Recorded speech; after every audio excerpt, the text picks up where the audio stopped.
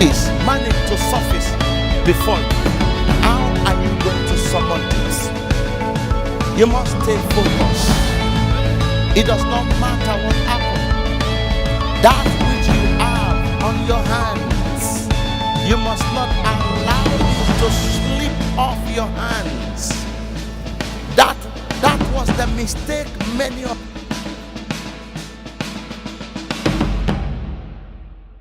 This morning, we want to look at one of the most wonderful topic also that I love so much, which is also tied to stay focused. Stay focused. Tell your neighbor, stay focused. Look at your neighbor very well and tell him or her, stay focused. Now, one of the greatest problems of the 21st century is because we lack the concentration on what we are doing. Many of us, we don't focus. Now, let me tell you something about life. It is when you design to do mighty things in life, then detractors will come. Now, the day you have not made up your mind to become great on earth, detractors will not come. Can't you see that many of us seated here this morning, when the moment you venture to go into something profitable, criticism comes. But in Christendom, the moment you venture to go into something profitable, we are very familiar with that word. Attack will come. It is natural. It is 100% natural. It's an inevitable natural phenomenon. Inevitable means that you can't do without having it. You can't do without experiencing it. It's an inevitable natural phenomenon. The day you decide to be good, then that day will mark the beginning that the opposite people who are not toiling on that route will start to wage war against you. I always tell people here, the day you are decorated as a pastor, deacons, and deaconesses, that is, you must pray very well. All kinds of attacks will come on your way. Now, the same thing applies to the school of success that we are looking at. The day you decide to come out with something wonderful that will make your name to ring bell all over the world, then you must be ready for detractors. Detractors will come in order to distract your attention. And when detractors are coming, they come through different medium. That is what in medical science we call stress, that leads to pressure, hypertension, and all kinds of things. But one of the problems with many of us was that before we enter into that venture, we failed to make up our mind. Now, determination is one of the secrets. You must determine that no matter what is going to happen in your life, this thing I'm going to venture into, I will not be distracted. I will pay full attention. I will concentrate. Many of us that we complain, this person is behind my walls, these are the things they are doing against me, is because my nation is poor, is because I am from a poor family. You are just using all those things to console yourself. All those excuses are not responsible for your downfall. But the major thing that is responsible for our downfall is lack of focus. You don't supposed to be in this position. You're supposed to have gone far. But you don't focus on what you have on your hands. As a matter of fact, many of us still live in the past. We still harbor some of the evil encounters that we have encountered in the past. we still harbored it in our mind. And many of us don't know that until we say bye-bye to the past and hold on very well to what we have in our hand at the present moment. It is then our future will speak a laudable voice. Somebody just came to my office, and after narrating our ordeal, I looked at her and I said, why not forgive yourself? Because the way I'm looking at you, you are still swimming in the ocean of the past. Now, the more you swim in the ocean of the past, you cannot graduate to the present. And once you are not in the control of the present, your future has been truncated already. Am I making sense to somebody? I don't know whether you are getting my analysis. Once you are not in the control of the present, my son, the future has been destroyed. Now, let me tell you something about the past. There is nothing you can do about the past. The past is past. That's why the whites who taught us how to speak English came with the word and they said past, not present. It's past. You can't reverse it. You can't rewind it. Now, come to think of it. Can you bring back 2010?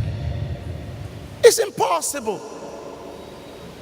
Even yesterday, which is just very less than 48 hours, you can't bring it to the present. It's past. So I told the person, I said, why not first of all forgive yourself? And if you forgive yourself, what you have at this moment on your hand in the present, why not begin to thrive with it?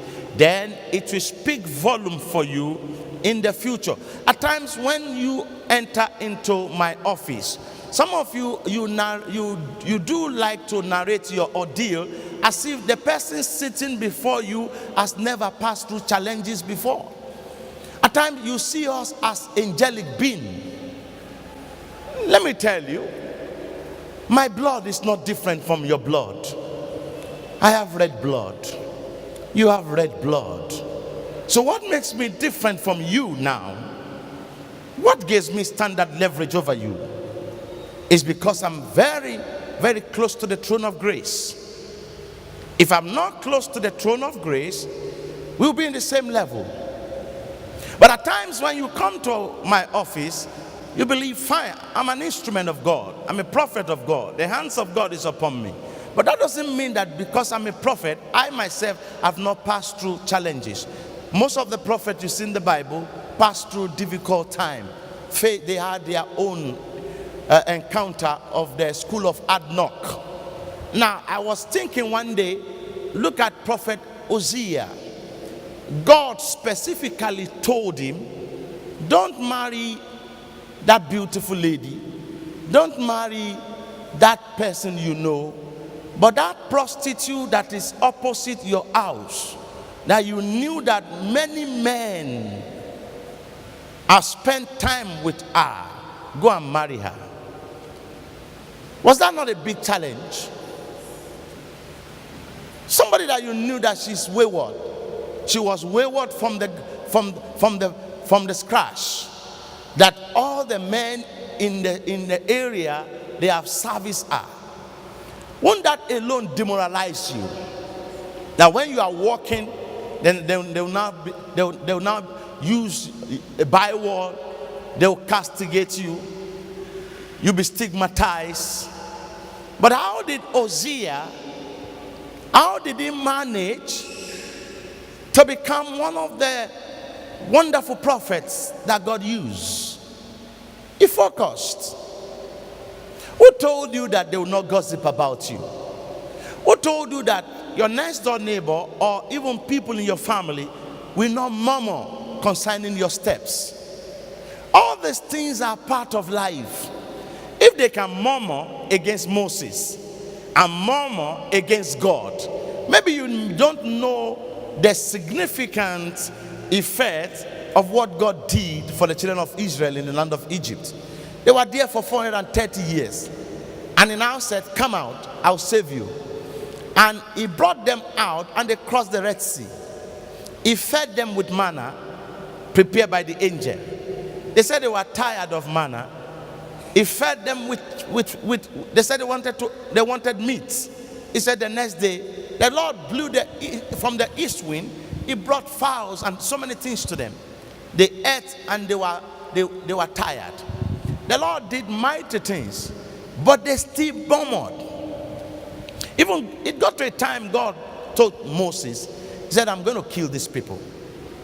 He said, with all the things I did for them, with all the things that I also used you to perform in the land of Egypt, 10 miracles you did, they still had the God to murmur against me. I'm going to kill all of them. You know what Moses said? Moses said, don't kill them. If you kill them, then you have given the Egyptians the opportunity to mock me. And they will now say, I have brought them out to go and kill them in the wilderness. Now, if they can murmur against God, murmur against Moses, then who are you? You are myself. Detractors will be there. Adversaries will be there. Those who will criticize us are many. Many of us at times, one of the greatest problems is that you want to put your ear down to hear what all your critics are saying. Not all what your critics are saying you pay it to. You just have to design your life and focus. I can see many of us seated here. If we focus for 12 months on a particular thing, I'm telling you, your life will never be the same again. But at times, when we are faced with a temporary setback, we don't have that urge anymore.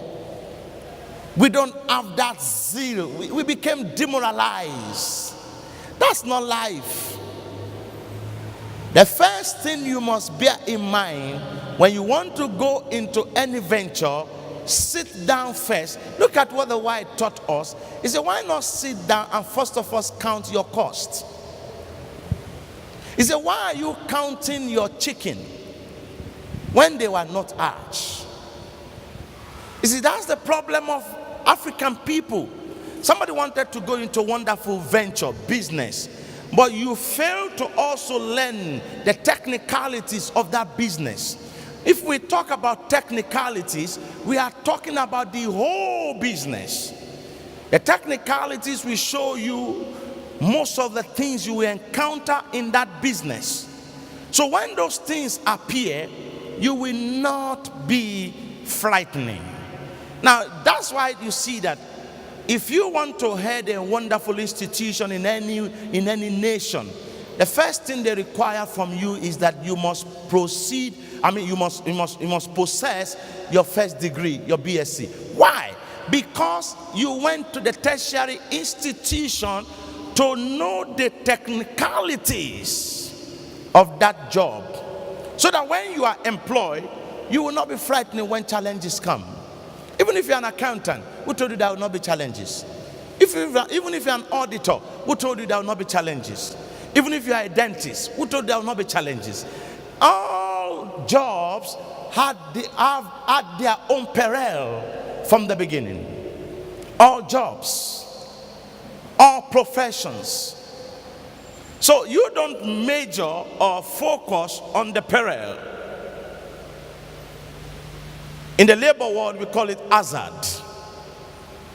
The hazard that you face.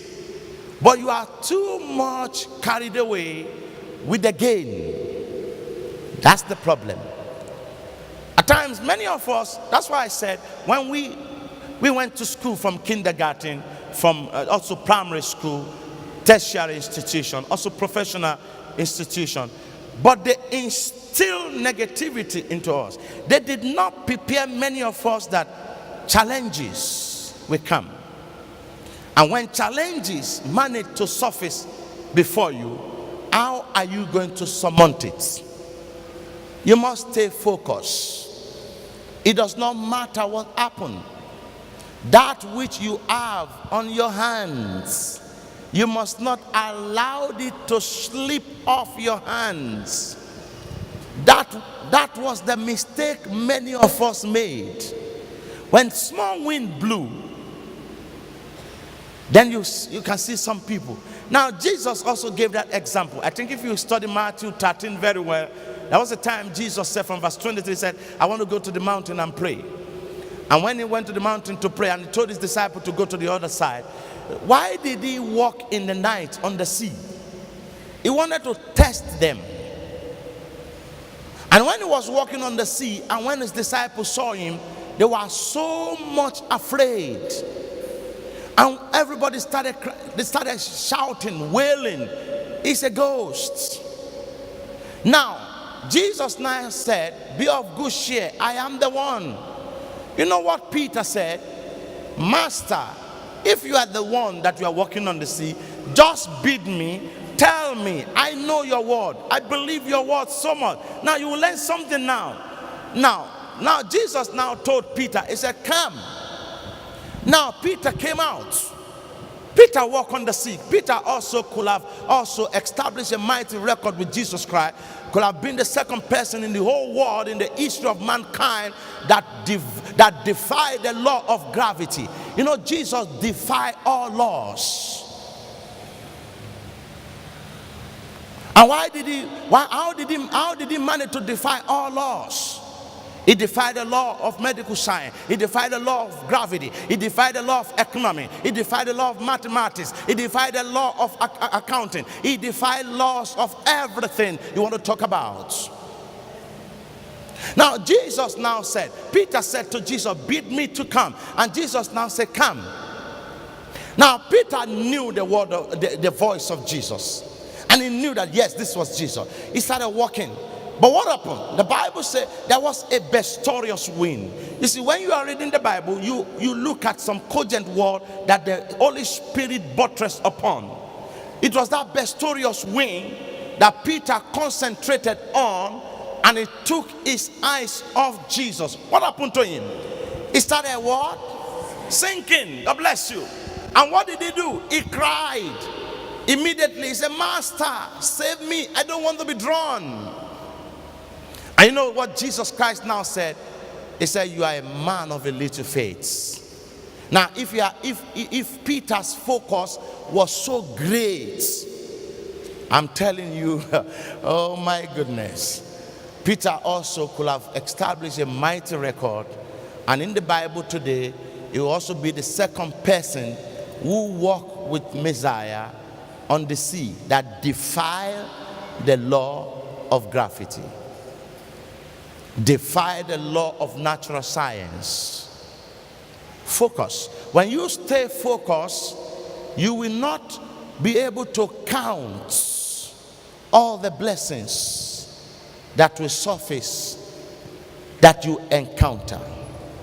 But the moment you manage to lose concentration, I must be frank with you, many of us seated here this morning, we have lost a lot of benefit in life because we did not stay focused.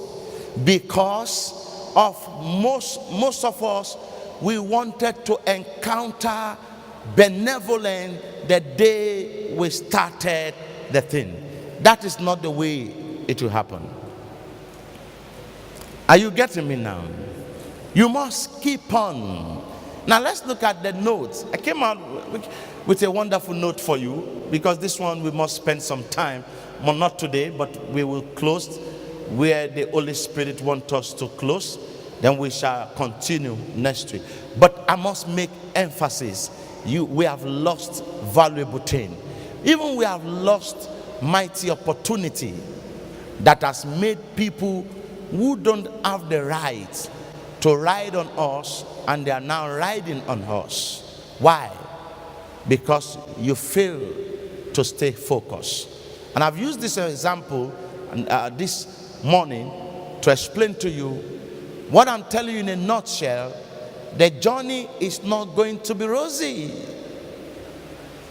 Once you are tested for success, The journey is not going to be rosy. There'll be, when you are traveling on the road of success, there are so many potholes. But let me tell you, you must make sure that your shock and absorber is very strong. For example, I keep telling some of the young ladies when they are 20, 21, 23, you see, when you are still an adolescent person, you may not understand what the nature of womanhood means because you are still young. But when you are graduating to 25, 26, you start to see life in a different perspective. Now, many of us who complain in our marriages, we were so much eager, oh, let me just quickly get married and get babies because I love this man so much. Now, you have not been taught that even marriage is an institution that you learn a new thing. And you keep on to learn new thing in marriage every day. The more you are in a marriage, you learn till you die. New things must spring up in marriage every day. You know why? It was an institution established by God because everything about God is new. So your wife that you had a nice peck with her yesterday night can just wake up in the morning and frown her face. That's another new thing. Your husband also, that you cook well for him yesterday and you did everything to satisfy him before you went to bed, can wake up in the morning and start shouting on top of his voice. It's another new thing. But you thought it's a negativity. But that is marriage. It's an institution where new thing must be unfolding, must be unfolding, must be unfolding until you become a matured person. That's why if you are a man, you get married, you are not a husband. You are just a man. After some years, you become a husband. Now, when you are a husband, you are not a father. After some years, you graduated to be a father. The same thing as a lady, when you get married, you are not a woman. You're just a lady. After some time, you become a woman. After some time, you become a wife. Then after some time, you become a mother. But many of us thought it's going to happen at a go. No. That's why if you want to be great, you must sit down and look at it. Even Jesus Christ said, who among you wanted to build will not first of all sit down and count the cost, whether you have the resources to finish the building, so that if you don't finish, those who are passing will not make mockery of you. Now, what was he trying to buttress? He was trying to point out something to you, that you must stay focused. Now, are you now telling me because you had disagreement with your husband yesterday, you now begin to call for divorce this morning? So who told you that even if you divorce him and go and marry another person, there will not be disagreement with that person you marry again? Because at times when I look at some of you born again Christian, you are shallow-minded. Shallow-minded in the sense that when you came into the kingdom, you are only brainwashed that, okay, once you start to speak in tongues, everything becomes so dynamic.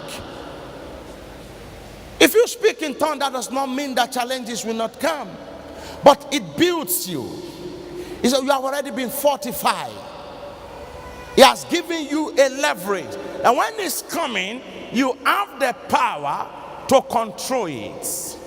Now, some of you, when you go to a particular church, you just walk away and say, I'm tired, I'm fed up of this church, I'm going to another church. Who told you that that church you are going is the perfect church on earth? If you want to see a perfect church, you can't find it on earth until you get to heaven. So you have to go fast. If you are really there in need of a perfect church, if you are really there in need of a perfect church, you go back to heaven. You see our master there. He's in charge of the church there. You'll be worshiping with him there. But if you still want to be here, oh, you will count.